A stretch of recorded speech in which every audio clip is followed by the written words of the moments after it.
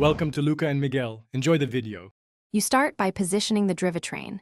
Shift to the smallest front chainring and the smallest rear cog so cables are relaxed, then make sure the bike is stable. Once done, open the Downtube shifter lever to free the cable. This reduces tension and prevents overshooting.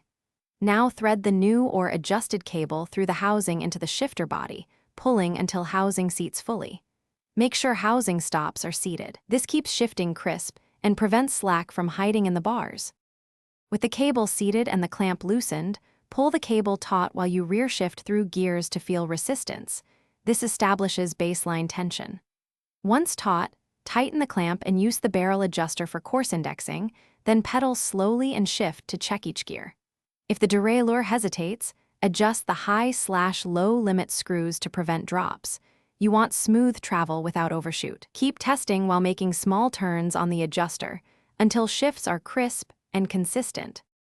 Finish by trimming the cable neatly and crimping an end cap to stop fraying. Secure any extra length inside the down tube or under bar tape. Once done, test under realistic load.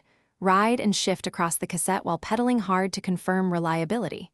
If problems crop up, first retension the cable, new cables stretch, then inspect housing for kinks, and finally recheck limit screws.